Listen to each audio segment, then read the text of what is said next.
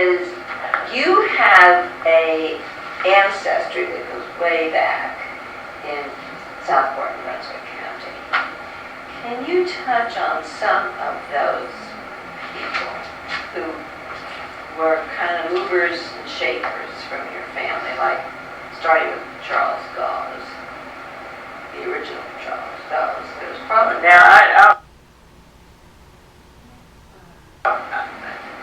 I guess I was Catherine ought to be here because she's the one who has got all my sister's genealogy. Oh, and she could say, ask her. but the first Charles Gauze, I'm sure we can trace our line somewhere, but the Charles Gauze that I remember was my grandfather that I lived with, Charles Gauze. But the first, on the Dozier side, there was a Richard Dozier that came to Brunswick County in the late 1700s, and he had 3 sons, and Arthur and James and Charles. And my direct ancestor was James, and he was the one, I don't know if y'all have heard about, that they started to go over to the beach at Caswell or somewhere to go for like a picnic, and there was 14 of them. The minister's daughter and all of them were in the boat, and it capsized, and a storm that came up rather quickly. And my great-great-grandfather survived by holding on to the side of the boat. He was a little boy. He and one of his brothers, little brother, but they said they could remember seeing the baby float away. They had really long clothes, dresses and things, they all wore them. And they remembered seeing the baby floating away, and all of them were drowned, but those 2 little boys. And there was 14 of them on there, and I came from that Charles that survived. And his son was James Henry Dozier that kept Ballhead Lighthouse for 30 years, Sonny Dozier. And then, of course, after he retired, he built the house that I now live in 1913. And then my grandmother, he was my grandmother's father. And then the Gauze, Mr. Charles Gauze, Charles Iden Gauze, who was active in Southport, he was the descendant of the William Gauze that lived down at Gauze's Landing. And where is that? Near Ocean Isle Beach. The Gauze vaults are down there. And right lately, there was an article in what is the magazine, the Southern Brunswick magazine that comes out several times. There was an article in there about the Gauze vaults. And there also, I learned that, of course I've been down there with that because a man found it. I don't know who he is. He's a cousin of some sort, but I don't know him. He found out about it and bought the land and refurbished everything down there, and they've got it beautiful. My husband took me down there to see it, and they've got flags flying and gates, fences put up, and signs and everything. And then he found, through someone, another Gauze family cemetery that's somewhere, I think, around Sunset Beach. I'm not sure. Sunset Harbor or Sunset Beach. Catherine's going to take me down there whenever she gets well. But that first William Gauze, I think George Washington spent the night with him. So we go back. Catherine says 9 or 10 generations with the Gauze side, and that's who I look like, is Gauzes. But I inherited their height and one of their sons was my great grandfather, and his name was Ephraim de Von Gauze, and he was one of the blockade runners during the Civil War. And another nice thing, I think my sister wrote about it one time for Susie Carson, was when during the Civil War, my Dozier great-great-grandmother had a son that was 17 that was on Fort Fisher. He was a courier to the whoever was in charge. I can't think of his name right this minute. They would all be embarrassed about it. My sister would be really embarrassed because I can't remember his name. But anyway, he was my great-grandmother. The great-great-grandmother said she could sit over here and hear the guns, hear all the ships being bombarding Fort Fisher, and she knew her 17-year-old child was over there and all of that. And she never got to see him again because he was captured and taken to Elmira, New York, and died of dysentery in the prison there. His name was Frederick Dozier. And but that's little things that we remember the families talking about. Yeah. And but she, every now and then we hear real loud, like a jet's backfiring or something. We can hear that, but it's not that. It's something out in the ocean. And old-timey people always said it sounded like the Seneca guns. Well, the Seneca was the big ship that was bombarding Fort Fisher, and they referred to it as the Seneca guns. I never knew that. You talk about something you enjoyed when you were young. Well, it's just an absolutely wonderful place to grow up. We probably not so much Miss Trudy, but you could just open your doors in the morning and let your children go, and you didn't have to worry about them.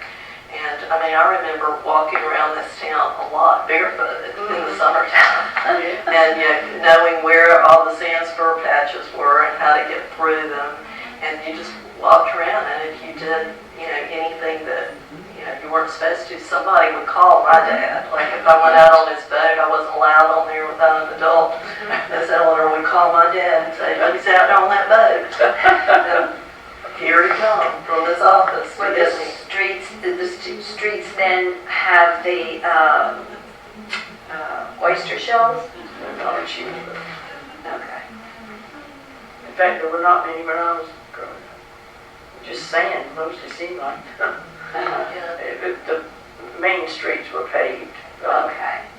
But not from side to side. I remember when they cut down the trees where car insurance agency is now, there was a big 2-story home on that corner, which has been moved out to the other part of town, and people still live in the bottom part of it. And there was 2 beautiful oaks in front of it, and they decided to cut those oaks down to pave the street from one side to the other, and it was really terrible when they did that. I remember my grandmother saying some old farmer came to town. He said, "Isn't it beautiful?" He liked the pavement. He didn't like the trees. He thought that black asphalt was wonderful. Of course, we lived right across the street. We didn't think it was wonderful that they cut down the trees. But and then I remember one time there was a tree they cut down out. I'm trying to think what's there now. Some kind of little shop. It'd be a block up from where Cattle and Whiskey is, going out the road on the same side as the house there, the Westcott house. Mm-hmm. And there was an enormous oak on that corner. And the women in town, I was little then, they had a meeting down at Leggett's drugstore to try to keep it from being. I think Lima Pickett went out there and put her arms around it or something. I was going to say. But that it was, and like she said, the sand spurs were everywhere. I don't think the only place I see a sand spur anymore, and I haven't lately, was at the end of my street, 1 block down. There was tons of sand spurs there a few years ago, but I think Mary Ann Fury keeps them cut down now, so there's not even any sand spurs there. People in Southport don't know what sand spurs are. Just as well, right? That's exactly right. Have you ever been to the beach and run across the hills and got those big reddish brown looking sand spurs in your foot? Oh, then you're up on the news where you're not supposed to That's be. right. How do you get them? Almost every yard has sand spurs. Oh, yeah. Oh boy. So what did you do for fun when you were a kid? rode our bikes everywhere. We rode them on the sidewalks. Well, what did you do then as a child? The kinds of things you enjoyed? We skated a lot on the sidewalks. We used to skate down Presbyterian Hill, we called it, because the Presbyterian Church was across from what used to be the Catholic Church, there between the Crimes of the Heart House and the house that's next door. But the people next door bought that lot where the church was, and they've got a garage there now, I think. But that was a small, nice little church, beautiful little wooden church.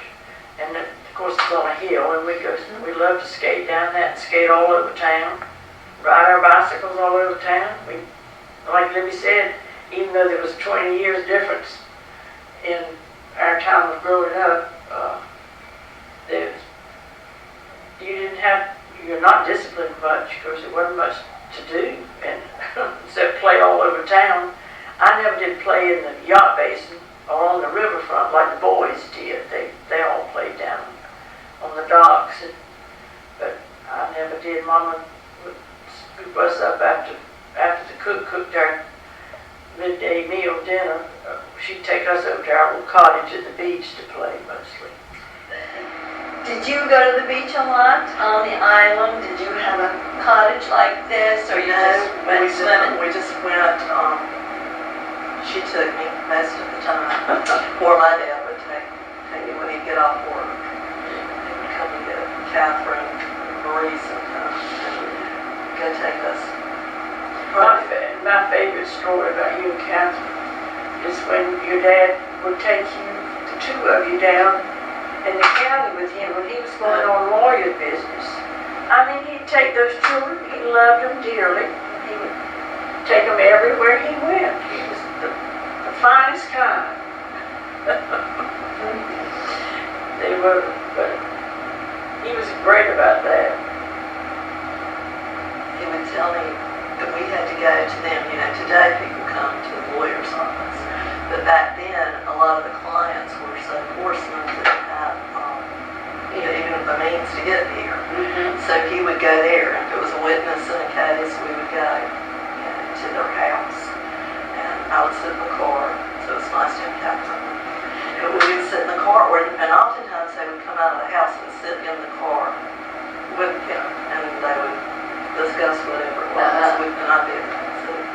And because and some people felt intimidated to have to come to the lawyer's office in town, because it meant they got in some kind of trouble, and the office was right beside the courthouse, and so we would spend a good portion of the weekend. So his office was right next to the courthouse. Right. So where would that be now?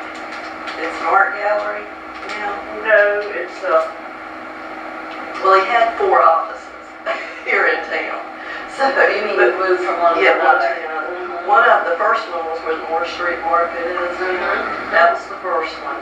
And then he moved to, it's a little brick building that's right behind the flea market, right now. That's where I remember it being. And then when he became a district judge, and that was, I think they stayed there for several.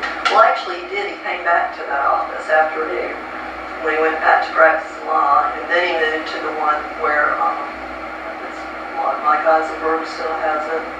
Her name's Laura Thompson. Their office right there next to the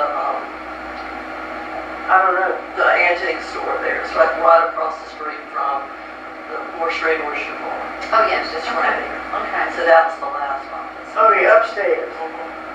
And where Elva Jess Yeah, was. Elva. Elva and can't think of his name right now. Did you ever go into